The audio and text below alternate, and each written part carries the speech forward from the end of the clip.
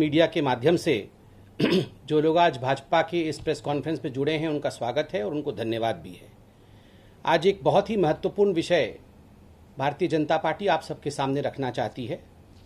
कुछ तथ्य जिनको लेकर भ्रम फैलाने की कोशिश की जा रही है, खास करके वैक्सीन और ब्लैक फंगस की जो दवाई है एम्फोटेरिसिन बी, उसको लेकर कुछ नेता जिस प्रकार की राजनीति कर रहे हैं, हमें लगता है कि ऐसे में बहुत शांतिप्रिय तरीके से इन विषयों का जवाब होना चाहिए, राजनीति नहीं होनी चाहिए। पहला विषय जो आज रखा जाएगा वो वैक्सीन का है, myths and facts on Indian vaccination process. क्या भ्रम है और क्या सच्चाई है? भ्रम क्या है? हमने कई बार कई मुख्यमंत्रियों को, राहुल गांधी को, अरविंद केजरीवाल को ये कहते हुए सुना कि जो केंद्र सरकार है वो उचित कदम नहीं उठा रही है बाहर से वैक्सीन लाने के लिए। जो इंपोर्ट होना चाहिए वैक्सीन वो हम ठीक नहीं कर रहे हैं। सच्चाई क्या है? सच्चाई है कि मिड 2020 से ही, विगत वर्ष के मध्य से ही लगभग 1 वर्ष हो चुका है जब से भारत सरकार किस प्रकार बाहर से वैक्सीन लाया जा सके, वैक्सीन को किस प्रकार इंपोर्ट किया जा सके, उस पूरे कार्यवाही में भारत की सरकार पुरजोर तरीके से बिल्कुल आगे बढ़कर प्रोएक्टिवली लगी हुई है। Pfizer, Johnson and Johnson and Moderna, इन सबके साथ लगातार भारत की सरकार बातचीत करती रही है और किस प्रकार से इनका जो इंपोर्ट हो सके उस विषय को लेकर आगे बढ़ी है। एक बात आज कहना चाहेंगे, ये जो कुछ राजनेता हैं, खास करके अरविंद केजरीवाल जो रोज प्रेस कॉन्फ्रेंस करते हैं और सवाल पूछते हैं, एक बात याद रखिए, ये वैक्सीन है, ये कोई ऑफ द शेल्फ अर्थात काउंटर में मिलने वाला कोई साधारण पैरासिटामोल की गोली या कोई साधारण दवाई नहीं है जो आप गए, आपने पेमेंट किया और आप ओवर द काउंटर उस मेडिसिन को उठाए और आप हिंदुस्तान आ गए। ऐसा नहीं होता है। इसके पीछे बहुत सारी पेचीदगियां होती है, बहुत तरीका होता है, बहुत सारी बातचीत की आवश्यकता होती है जो भारत सरकार लगातार विगत वर्ष से कर रही है। आपने यह भी देखा होगा, इन्हीं बातचीतों का नतीजा रहा है, इन्हीं नेगोशिएशंस का नतीजा रहा है कि जो स्पुतनिक वैक्सीन है, जो रशिया का स्पुतनिक वैक्सीन है, वो किस प्रकार से हिंदुस्तान में लाया गया, डॉक्टर रेड्डी लैब के साथ मिलकर उसका प्रोडक्शन किस प्रकार हिंदुस्तान में बढ़ाया जाएगा। अब वो टेक्नोलॉजी भी इंडिया में अब आएगी, इस विषय को हमने देखा है। अब स्पुतनिक हिंदुस्तान में लगना भी आरंभ हो गया है। तो ये भारत सरकार की एक बहुत बड़ी अचीवमेंट है। दूसरा मिथ जो यहां पर, दूसरा भ्रम जो यहां फैलाने की कोशिश कई लोगों ने की कि centre has not approved vaccines available globally, कि वैश्विक स्तर पे जो वैक्सीन्स हैं उनको भारत की सरकार अप्रूव नहीं कर रही है और इस कारण से कहीं ना कहीं भारत में वैक्सीन की कमी रह रही है।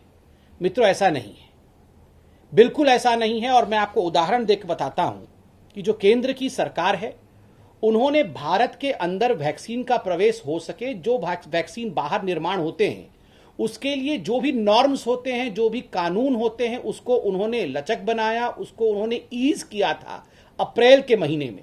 आपको याद होगा, विगत मास अप्रैल के महीने में इन सभी कानूनों में छूट दी गई थी कि जो बाहर वैक्सीन बने हैं वो इंडिया में प्रवेश कर सकते हैं। इसमें एक बहुत महत्वपूर्ण छूट था कि जो भी वैक्सीन यूएस के FDA द्वारा अप्रूव्ड हैं, EMA द्वारा अप्रूव्ड हैं, यूनाइटेड किंगडम के MHRA द्वारा अप्रूव्ड है और जापान के PMDA द्वारा अप्रूव्ड है या WHO के इमरजेंसी लिस्टिंग में मौजूद हैं, वो भारत में निर्विरोध प्रवेश कर सकते हैं। उनके लिए किसी प्रकार की कोई ब्रिजिंग ट्रायल की आवश्यकता नहीं है। पहले एक ब्रिजिंग ट्रायल होया करता था, अगर बाहर से हम निर्यात करते थे तो उन कंपनियों को भारत में एक ट्रायल करना पड़ता था जिसको ब्रिजिंग ट्रायल कहते थे। अब उस ब्रिजिंग ट्रायल, उस सेतु की आवश्यकता नहीं है।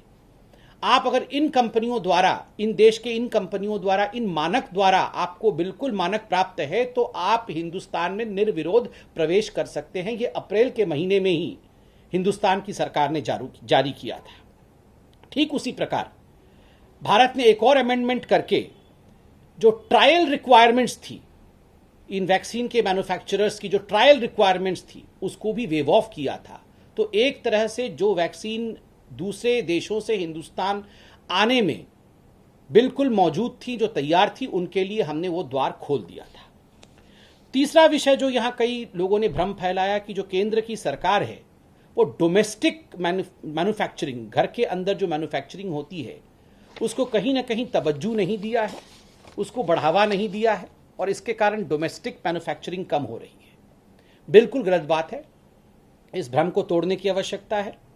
बंधुगण, आपको पता है कि जो एक इंडियन कंपनी है भारत बायोटेक, उसके पास अपना लाइसेंस है, तो भारत की सरकार ने ये इंश्योर किया कि भारत बायोटेक अपने इस लाइसेंस को 3 अदर कंपनियों के साथ, 3 अदर प्लांट्स के साथ बांटे, और वह भी कोवैक्सीन के प्रोडक्शन को आरंभ करे।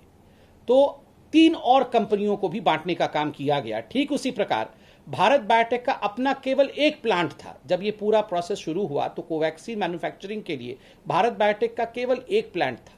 मैं धन्यवाद देना चाहूंगा भारत सरकार का कि आज भारत बायोटेक का 4 प्लांट है, क्योंकि भारत सरकार ने प्रोएक्टिवली काम करके किस प्रकार से प्रोडक्शन बढ़ाया जाए कोवैक्सीन का, उसके लिए काम किया है। यही भारत बायोटेक जो आज लगभग 1 करोड़ प्रति माह की मैन्युफैक्चरिंग करती है, अक्टूबर के महीने तक 10 करोड़ प्रति माह मैन्युफैक्चरिंग करेगी। 1 करोड़ से, आप सोचिए, 1 करोड़ से 10 करोड़ तक का ये सफर चंद महीनों के अंदर कोवैक्सीन पूरा कर रही है। ये विश्व में किसी भी और कंपनी और किसी भी और देश में बिल्कुल देखने को नहीं मिलता है, यह केवल हिंदुस्तान में ही हुआ है। ठीक उसी प्रकार आप देख सकते हैं कुछ जो पब्लिक सेक्टर अंडरटेकिंग, जिसको अंग्रेजी में पीएसयू कहते हैं, इन पीएसयूज को भी उत्पाद बढ़ाने के लिए, प्रोडक्शन बढ़ाने के लिए उनको भी एक तरह से परमिशन दे दिया गया है, और वह भी कोवैक्सीन के उत्पाद में अपना एक निर्णायक भूमिका निभा रहे हैं। स्पुतनिक को लेकर जो डॉक्टर रेड्डी के साथ काम कर रही है, अब ये मैन्युफैक्चरिंग जो भारतवर्ष में होगा वो 6 कंपनियां करेंगी। भारतवर्ष ने 6 कंपनियों को इस काम पे लगाया है। ठीक उसी प्रकार जाइडस कैडिला, बायो ई और जेनोवा, इन सब को लिबरल फंडिंग देकर भारत की सरकार ने कोविड सुरक्षा स्कीम के अंतर्गत वह किस प्रकार भारतवर्ष में मैन्युफैक्चरिंग को बढ़ा सके और वैक्सीन के उत्पाद को और बड़े प्रमाण में कर सके, बड़े तरीके से कर सके, उसके लिए भारत सरकार कार्यरत है। आप देखिए, इस साल के अंत तक, 2021 के अंत तक लगभग 200 करोड़ वैक्सीन भारत बना पाएगी, अपने देश में बना पाएगी। ये हमारा डोमेस्टिक प्रोडक्शन होगा। ये कोई छोटा विषय नहीं है, ये बहुत बड़ा विषय है। किसी भी देश में 200 करोड़ वैक्सीन उस देश में निर्माण होते हो, प्रोडक्शन होते हो, ये आज तक देखने को नहीं मिला है। ये भारत में हो रहा है। जो चौथा मिथ या भ्रम है वह है कि कंपलसरी लाइसेंसिंग को लेके, जो सीएल बताया गया था कि आप सभी को लाइसेंस दे दीजिए, कंपलसरी लाइसेंसिंग कर दीजिए, उससे बहुत लाभ हो जाएगा, उसको लेकर बहुत सारे भ्रम फैलाए गए थे। इस कंपलसरी लाइसेंसिंग को लेकर भारत सरकार ने बहुत सारे विषय को सामने रखा है, और भारत सरकार ने स्पष्ट रूप से कहा है कंपलसरी लाइसेंसिंग से ज्यादा महत्वपूर्ण है एक्टिव पार्टनरशिप। किस प्रकार से हम एक्टिव पार्टनरशिप करें दूसरी कंपनियों के साथ, उससे हम उत्पाद को बढ़ा सकते हैं। एक उदाहरण दिया है। आप देखिए, जो मॉडर्ना है, मॉडर्ना ने अक्टूबर 2020 में एक फरमान जारी किया कि हम लाइसेंस देने को तैयार हैं, कोई भी कंपनी जो चाहे वो हमसे लाइसेंस ले और अपनी मैन्युफैक्चरिंग आरंभ करे। मगर अभी तक आपको जान के आश्चर्य होगा, कोई भी कंपनी इस विषय को लेकर सामने नहीं आई है, और कोई भी कंपनी मॉडर्ना से लाइसेंस लेकर वैक्सीन मैन्युफैक्चर नहीं कर रही है। अर्थात वैक्सीन मैन्युफैक्चरिंग कोई बाएं हाथ का खेल नहीं है कि आपको लाइसेंस मिल गया और आप मैन्युफैक्चरिंग शुरू करते। ये एक्टिव पार्टनरशिप से संभव होगा कि बहुत सारी कंपनियां मिले, जैसे भारत बायोटेक जो है वो 4 अदर कंपनीज के साथ, 4 दूसरी कंपनियों के साथ मिलकर उन्होंने जो कोवैक्सीन है, वैक्सीन है कोवैक्सीन, उसके प्रोडक्शन को भारत में बढ़ा रहे हैं। तो ये जो भ्रम था, यह भी आज हम तोड़ रहे हैं। एक बहुत महत्वपूर्ण भ्रम जो हिंदुस्तान में फैलाया गया है कि केंद्र की सरकार राज्यों को सही तादाद में वैक्सीन नहीं दे रही है।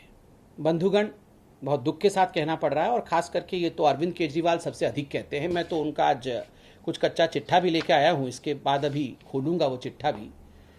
मगर बंधुगण, आज 20 करोड़ से अधिक, अगर सही मायने में एग्जैक्ट फिगर्स कहा जाए तो 20 crore 1,61,350 vaccine free of cost Bharat सरकार की ओर से राज्यों को दिया गया है।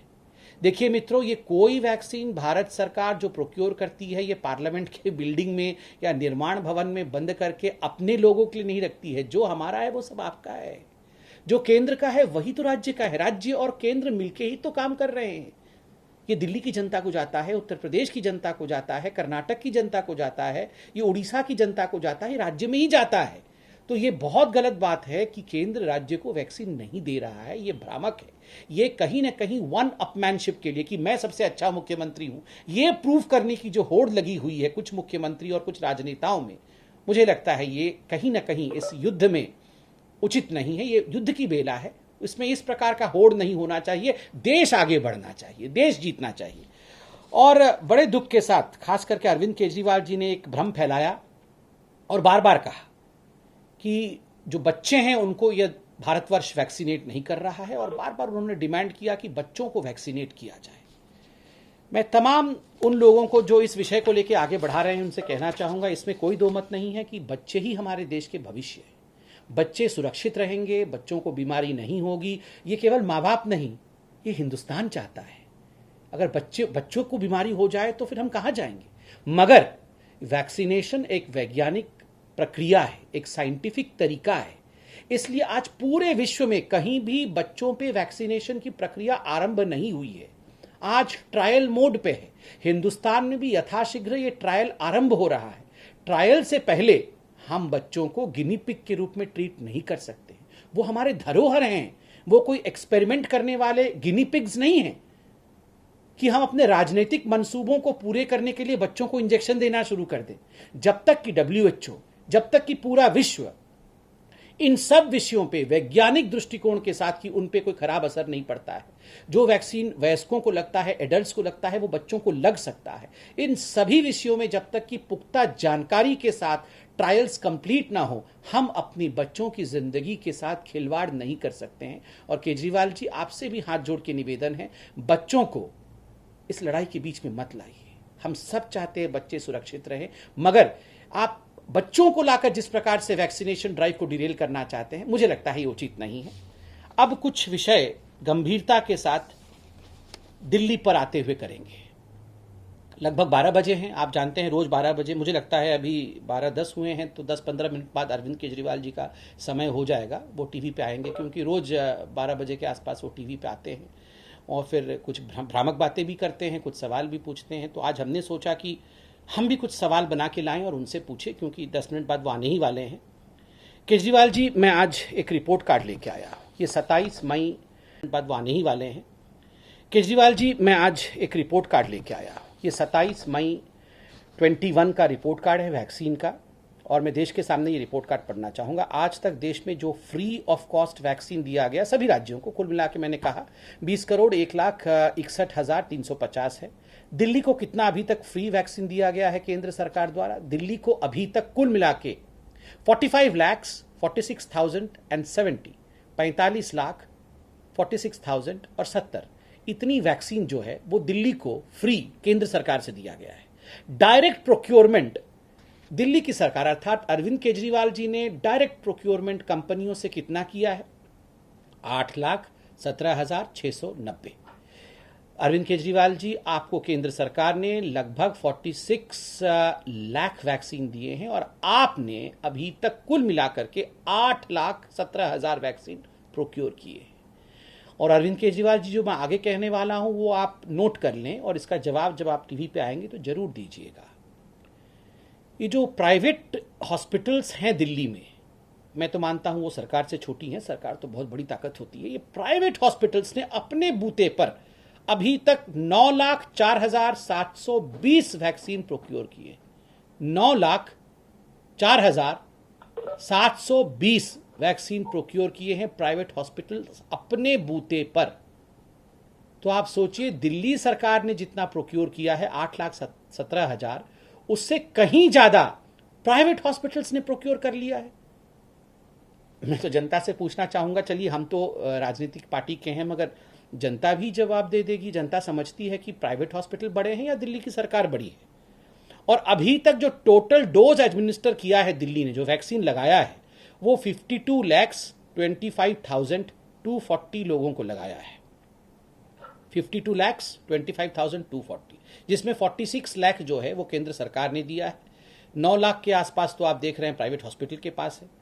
तो टोटल डोज जो दिल्ली सरकार ने अपने पैसे से खरीद करके अपने दम पे लगाया है वो मात्र 13% है कुल वैक्सीनेटेड लोगों का। दिल्ली में जितने लोग वैक्सीनेट हुए हैं उसके केवल 13% लोगों को अरविंद केजरीवाल जी ने अपने दम पे वैक्सीनेट किया है। 13% लोगों को वैक्सीनेट किया है, मगर 1300% बार प्रेस कॉन्फ्रेंस करके मतलब यहां राजनीति किया है। मोदी जी ने ऐसा कर दिया, मोदी जी ने वैसा कर दिया, हमें वैक्सीन नहीं दिया, हम तो चाहते थे 3 महीने के अंदर सारा कुछ कर लें, मगर प्राइवेट हॉस्पिटल से भी कम आपने प्रोक्योर किया है अरविंद जी। अभी आप टीवी पे आएंगे अरविंद जी, तो इसका जवाब प्लीज थोड़ा सा लिख के रखिएगा, थोड़ा दे दीजिएगा प्लीज। अरविंद जी, एक दूसरा सवाल भी आपके लिए है। आज 27 तारीख है मित्रों, 27 मई 21, 27 अप्रैल 2021 को आप सब जाके देख सकते हैं। अरविंद केजरीवाल जी का आर्काइव में एक बहुत महत्वपूर्ण स्टेटमेंट मौजूद है। अरविंद केजरीवाल जी ने 27 अप्रैल को कहा था, ठीक 1 महीने पहले, कि हम दिल्ली में 44 ऑक्सीजन प्लांट स्थापित करेंगे 1 महीने के अंदर। 1 महीने में काम पूरा कंप्लीट हो जाएगा। 1 महीने में 44 ऑक्सीजन प्लांट स्थापित करेंगे। उसमें 8 केंद्र देगी, 36 जो है वो दिल्ली सरकार अपनी मेहनत से बनाएगी, 21 फ्रांस से आएगा और 15 जो है वो भारतवर्ष के अलग अलग राज्यों से आ गया, यहाँ पे स्थापित होगा। हो गया स्थापित 44। आज 1 महीना हो गया है। आज 1 महीना हो गया है। मैं पूछना चाहता हूं अरविंद केजरीवाल जी, आप थोड़ी देर में अभी टीवी पे आने वाले हैं, आपका समय तो हो गया है वैसे, आप अभी टीवी पे आएंगे, आप इसको भी जरा आप नोट कर लीजिए, आप इस पे लिख लीजिएगा, जरा आज रिपोर्ट कार्ड प्रस्तुत करिएगा कि जो 44 ऑक्सीजन प्लांट 1 महीने के अंदर स्थापित होना था, आपने कितना स्थापित कर लिया है। अब पेन पेंसिल तो आपके पास होगा अरविंद केजरीवाल जी, आप इसको भी नोट कर लीजिए, क्योंकि अभी आप टीवी पे आने वाले हैं। ये एम्फोटेरिसिन बी को लेके आज मैं हिसाब लेके आया हूं कि कितने सारे एम्फोटेरिसिन के वायल्स जो हैं। और दोस्तों, ये एम्फोटेरिसिन बी जो होता है, लाइपोसोमल एम्फोटेरिसिन बी का इंजेक्शन, ये दरअसल ब्लैक फंगस, जिसके बारे में आजकल बहुत चर्चा भी है और कई हमारे बंधुओं को ये बीमारी ने जकड़ रखा है, हम सब उनके लिए प्रार्थना करते हैं। भारत की सरकार पूरा काम कर रही है। और मैं एक रिपोर्ट कार्ड देना चाहूँगा। देखिए, आदरणीय प्रधानमंत्री जी पे कितने लांछन लगाते हैं ये कुछ राजनीतिक लोग, मगर प्रधानमंत्री 24 घंटे काम करके किस प्रकार ब्लैक फंगस को कंटेन करने की कोशिश कर रहे हैं, वो रिपोर्ट कार्ड हम आपके सामने रखना चाहेंगे। आज तक हिंदुस्तान में लगभग 4 ऐसी कंपनियां थी जो एम्फोटेरिसिन बी मैन्युफैक्चर करती थी। आज के डेट में 5 और कंपनियों को इसके लिए आगे बढ़ाया गया है कि 5 और कंपनी इसका मैन्युफैक्चरिंग करेगी। पीएम ने एक मीटिंग करके, प्रधानमंत्री नरेंद्र मोदी जी ने मीटिंग करके जितने भी भारतवर्ष के अनवॉयज पूरे विश्व में मौजूद है, सबसे कहा है कि रातों रात काम करके किसी भी देश में अगर एक भी वायल एम्फोटेरिसिन बी का है, वो हिंदुस्तान आना चाहिए।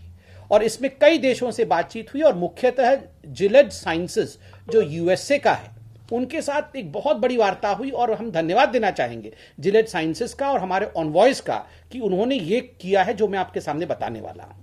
जिलेड साइंसेस अब एम्बिसोम जो है, एक एम्बिसोम इंजेक्शन है, वो माइलान के माध्यम से भारतवर्ष भेज रही है।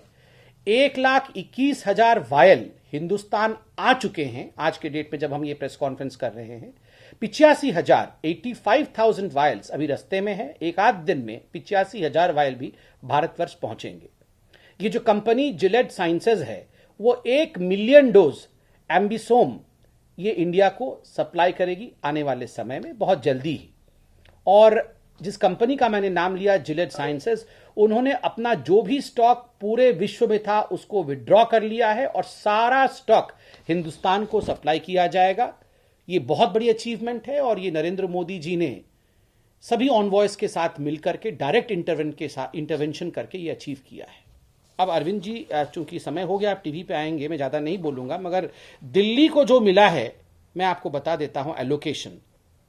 दिल्ली को 11/5/21 को मिला था 2150, 19/5/21 को मिला था 600 वायल, 20/5/21 को मिला था 430 वायल, 21/5/21 को मिला था 670 वायल, 24/5/21 को मिला था 400 वायल, 25/5/21 को मिला था 300 वायल। तो कुल मिलाकर आज जब ये प्रेस कॉन्फ्रेंस हुआ है, दिल्ली को मिला है 4,550 वायल। अरविंद जी, 4,550 वायल जितने भी मरीज दिल्ली में ब्लैक फंगस के हैं उनको ट्रीट करने के लिए एक अच्छी संख्या है। हम चाहते हैं और भी आपको दें, और आज और भी आपको पहुंचाया जा रहा है। 4,550 के ऊपर भी आज वायल्स आपके पास जा रहे हैं। अभी आप टीवी में आएंगे तो कृपया करके ये एक रिपोर्ट कार्ड लेके आइएगा कि आज आपने कौन कौन से हॉस्पिटल में कितना कितना सप्लाई किया है, क्योंकि आप ये मैनेजमेंट ठीक से नहीं कर पा रहे हैं। जो हमारे पास इंफॉर्मेशन है कि ये आपके केंद्रीय जो मैनेजमेंट कमिटी है उसके पास ही रह जा रहा है, ये हॉस्पिटल पहुंच नहीं पा रहा है सुचारू रूप से। 4,550 वायल का डिस्ट्रीब्यूशन पैटर्न क्या है, ये दिल्ली की जनता आपसे अरविंद केजरीवाल जी जानना चाहेगी। अरविंद जी, हम आपसे ये भी जानना चाहेंगे, क्योंकि आपके टीवी के आने का समय हो गया है, कि 1.5 लाख वैक्सीन डोजेस जो कल शाम तक आपके पास थी, वैसे तो 1.5 लाख वैक्सीन से अधिक आपके पास थी कल शाम तक, आपने उसमें से कितना जो है लगवा दिया है और आज कितना आप उसका खपत कर लेंगे, और इसके लिए क्या प्लान किया है, इस विषय में आप बताएं। स्पुतनिक को लेके भारत सरकार ने स्पुतनिक से बात की, अब 6 कंपनियां उसकी प्रोडक्शन भारत में कर रही है। आपने कहा कि आप स्पुतनिक से बातचीत कर रहे हैं। हम आज जानना चाहेंगे कि आप अपने रिपोर्ट कार्ड में जरा इसको रखें कि आपका इंटेंशन क्या है। वो पता नहीं, आप बहुत सारा स्पुतनिक वैक्सीन लेना चाहते हैं, वो सब तो ठीक है, मगर आपने कितने स्पुतनिक वैक्सीन के लिए ऑर्डर किया है और कितने का एडवांस पेमेंट किया है। नहीं, आप चाहते तो बहुत कुछ हैं, इसमें तो कोई दो मत नहीं है। आपने तो सबको, मतलब आपने चिट्ठी दिखाई थी कि हम तो चाहते थे कि 70 लाख हमको वैक्सीन खरीद ले, 70 लाख कोविशील्ड खरीद ले, सब कुछ खरीद ले चाहते थे, और चिट्ठी भी लिखा था उन कंपनियों की हम चाहते हैं, मगर किसी को एडवांस पेमेंट नहीं किया और किसी को ऑर्डर प्लेस नहीं किया है। हम चाहते हैं कि आप स्पुतनिक को आपने ऑर्डर प्लेस किया है या नहीं, इन विषयों पर जरा आप हमें बताएं। और अंत में आज एक महत्वपूर्ण विषय छपा है अखबार में भी, मैं टाइम्स ऑफ इंडिया पढ़ रहा था, बाकी अखबार भी पढ़ रहा था। कुछ दिनों से 26 जनवरी में जिस प्रकार से कुछ उपद्रवियों ने लाल किले के ऊपर जो हुड़दंग किया था, जो खिलवाड़ किया था हिंदुस्तान के संविधान के साथ, हिंदुस्तान के लोकतंत्र के साथ, उन हुड़दंगियों पे चार्जशीट करते हुए कहा है आज दिल्ली पुलिस ने कि दरअसल मकसद था कि किस प्रकार से प्रोटेस्ट साइट लाल किले पर शिफ्ट किया जाए। अरविंद केजरीवाल जी, आप तो उस समय व्यस्त थे, 1.5 महीने पहले वाईफाई देना था आपको, वहाँ पानी का सप्लाई, वहाँ कियोस्क बनाना, इन सब कामों में, ऑक्सीजन प्लांट तो आप भूल गए थे, आप इन सब कामों में व्यस्त थे। अरविंद केजरीवाल जी, आपको क्या लगता है कि ये जो अराजक तत्व हैं जो 26 जनवरी में आकर के लाल किला पे हुड़दंग मचाना चाहते थे और आज उनके खिलाफ चार्जशीट हो रहा है, क्या आपको नहीं लगता है कि आपको भी माफ़ी मांगनी चाहिए? क्योंकि दिल्ली में अवांछित तत्वों को जिस प्रकार से आपने प्रश्रय दिया, लाल किले पे हुड़दंग मचा, मुझे लगता है आप दिल्ली के मुख्यमंत्री हैं, आपको इस विषय पर भी अपने रिपोर्ट कार्ड में कुछ ना कुछ तो अवश्य कहना चाहिए। आज मैं इतना ही कहना चाहूँगा। मैं आशा करता हूँ बहुत जल्दी, टाइम हो गया है, अरविंद केजरीवाल जी टीवी पे आएंगे तो जो सवाल हमने दिल्ली की जनता की ओर से और हिंदुस्तान की जनता की ओर से अरविंद जी से पूछा है, उनका जवाब देंगे। धन्यवाद, थैंक यू सो मच। कोई सवाल कोई पूछना चाहे जो हमारे भाई जुड़े हुए हैं? हाँ शैलेंद्र जी, बिल्कुल आ रही है। शैलेंद्र जी आ रही है।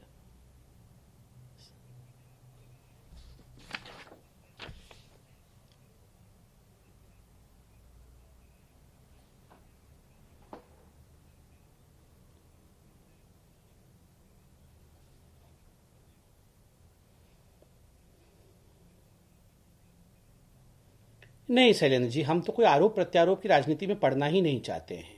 देखिए, ये ऐसी परिस्थिति है जिसमें सभी सरकारों को मिलके काम करना चाहिए, और हम तो बिल्कुल अरविंद केजरीवाल जी को आह्वान कर रहे हैं कि वो मिलके काम करें हमारे साथ, और कोई आरोप प्रत्यारोप नहीं है। हमने तथ्य रखा, जैसे आपने कहा कि तथ्य, हमने तथ्य रखा है, और क्योंकि उनका समय हो गया है टीवी पे आने का, तो स्वाभाविक रूप से जवाब भी देना चाहिए, क्योंकि जनता तो है ही, जनता जवाब मांगती है। तो आज हम उनसे जवाब मांग रहे हैं और बहुत प्यार से मांग रहे हैं, कोई लड़ाई नहीं चाहते हम बिल्कुल लड़ाई नहीं चाहते। हम चाहते हैं कि ये आपसी आदान प्रदान हो इंफॉर्मेशन का, फैक्ट्स का। Thank you Shailesh ji.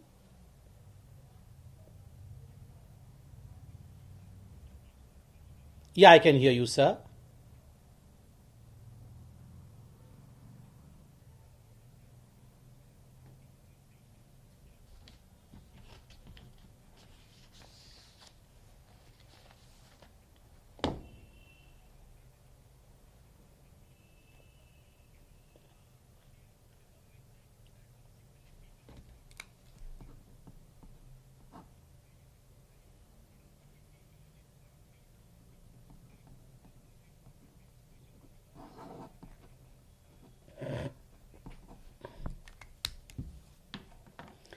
See, you have to, I mean, by now we all have learned one thing, that as far as Mr. Rahul Gandhi is concerned, he knows nothing and speaks everything.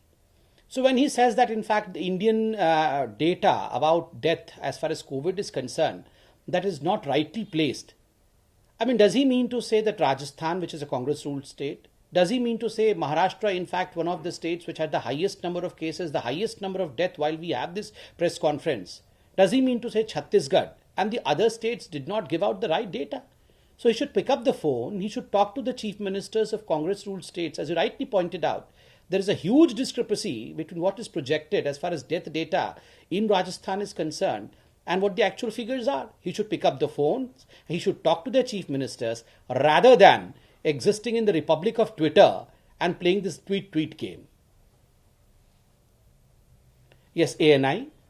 Gaurav, just a second. Gaurav ji has raised his hand. Can I let ANI ask one question and then madam I'll come back to you. Thank you. Rahul Gandhi ने फिर आज सवाल उठाया है, कहा कि आप केंद्र सरकार की प्राथमिकता सोशल मीडिया, झूठी इमेज, लेकिन जनता की प्राथमिकता रिकॉर्ड तोड़ महंगाई और कोरोना वैक्सीन, ये कैसे अच्छे दिन है? देखिए, राहुल गांधी जी, उनकी प्राथमिकता सिर्फ एक ही है। राहुल गांधी जी की प्राथमिकता है झूठ फैलाना, भ्रम की राजनीति करना, जमीन पर उतरकर कोई सेवा कार्य नहीं करना, केवल ट्विटर खेलना, रोज एक ट्वीट कर देना। One tweet a day will not drive corona away. You have to really work hard on the ground. You have to procure vaccines. You have to see to it that, in fact, the people in the states which are Congress ruled are protected. And that's where the Congress party is failing.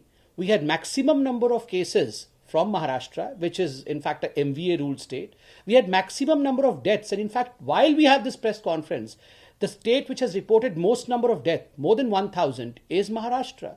So why doesn't he please counsel his own state chief ministers to see to it that proper measures are being taken rather than tweeting and just attacking the government and getting into negative politics? Madam. Namaste, madam.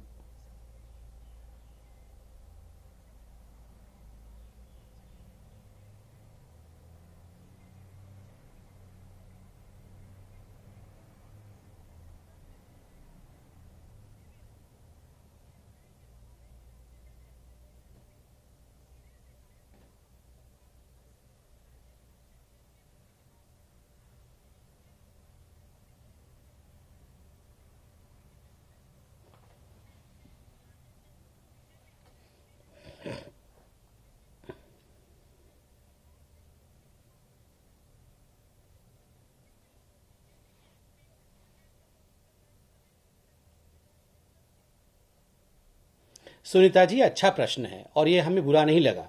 आप पत्रकार के साथ साथ जनता भी हैं, आपका अधिकार है ऐसा प्रश्न पूछना, क्योंकि हम सत्ता में हैं।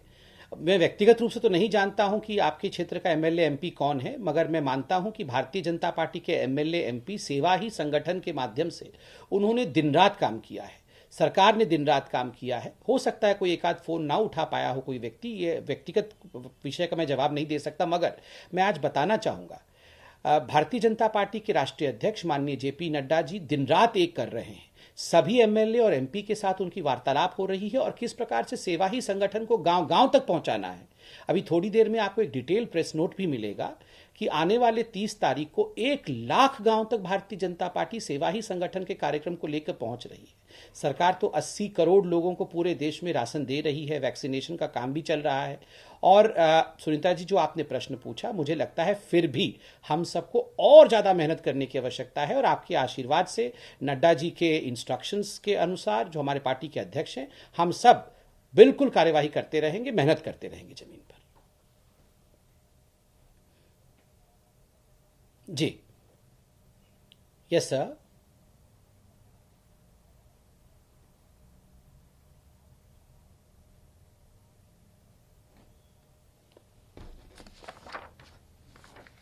जी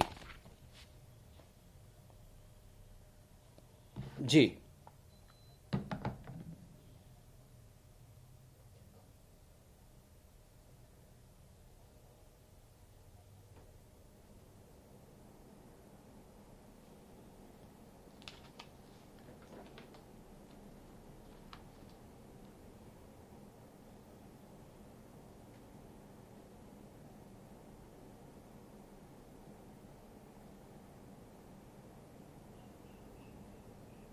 देखिए, इसका जवाब दरअसल मैंने दिया था कि फाइज़र, मॉडर्ना, इनके साथ जो बातचीत चल रही है, किस प्रकार से उसमें अमेंडमेंट हुआ है कि विगत महीने अप्रैल के मास में ये स्पष्ट कर दिया गया था कि जिनको भी यूएस के एफडीए का, ईएमए का, यूके के एमएचआरए का, जापान का पीएमडीए का और डब्ल्यूएचओ की इमरजेंसी लिस्ट में स्थापित होने की स्टैंप प्राप्त है, उनको किसी प्रकार से किसी ब्रिज स्टडी की आवश्यकता नहीं है और उनका ट्रायल स्टडी भी वेव ऑफ किया गया है। देखिए, एक हकीकत यह भी है जो मैं छुपाना नहीं चाहूँगा और आपके साथ स्पष्ट रूप से साझा करना चाहूँगा कि बिल्कुल सही बात है, बातचीत चल रही है, मगर इनके कई कॉन्स्ट्रेंट्स इन द सेंस कि इतनी ज़्यादा सप्लाई इनको पूरे विश्व में करना है, तो मुझे लगता है थोड़ा समय लगेगा। ये तो फाइज़र का आपने सुना कि 5 करोड़ वैक्सीन वो देने के लिए तैयार है और ये प्रोसेस में है। जहां तक अरविंद केजरीवाल जी का सवाल है कि फाइजर ने उनको परमिशन दे दी और हम परमिशन नहीं दे रहे, ये गलत बात है। अरविंद केजरीवाल जी का कहना है कि फाइजर और मॉडर्ना उनसे बातचीत नहीं कर रहे हैं, वो केवल केंद्र सरकार से ही बातचीत करेंगे। तो केंद्र सरकार बातचीत कर रही है। मुझे लगता है इस पर राजनीति करने की आवश्यकता बिल्कुल नहीं होनी चाहिए। धन्यवाद। Yes, Paulami, I can hear you, Paulami. Please go ahead.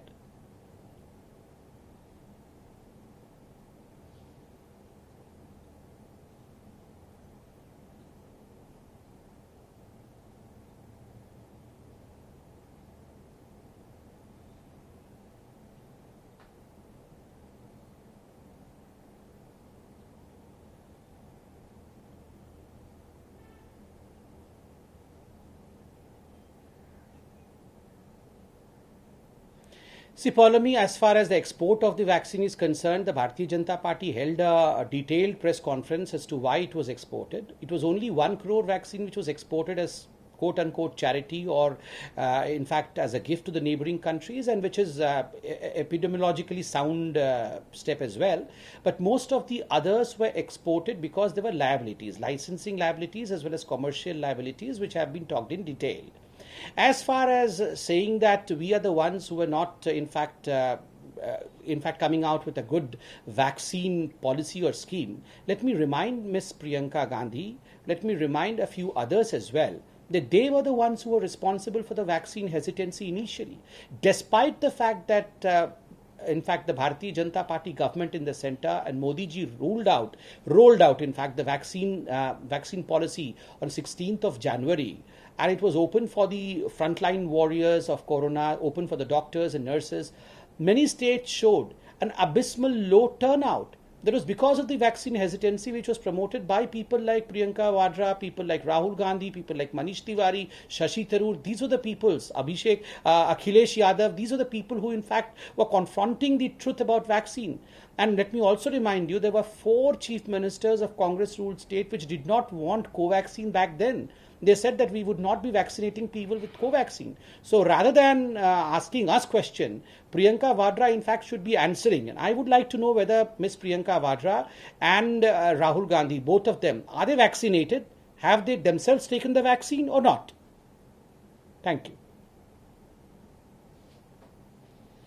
I think we are done. हाँ नीरज जी, लास्ट क्वेश्चन। नीरज जी, हाँ नीरज जी बोलिए नीरज जी।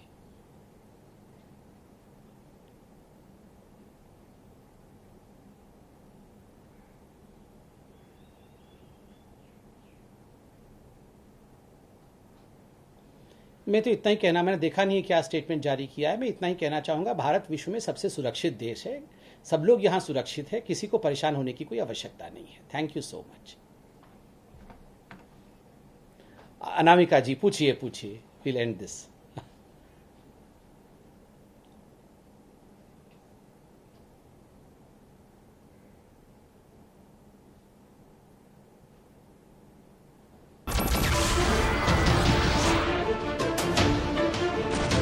नमस्कार, मैं हूं मानक गुप्ता। अगर आपको हमारा ये वीडियो पसंद आया हो तो इसे लाइक और शेयर जरूर करें, और हां, हमें सब्सक्राइब और फॉलो करना ना भूलें ताकि आप देश और दुनिया की कोई खबर मिस ना करें। तो जुड़े रहिए हमारे साथ और देखते रहिए News 24।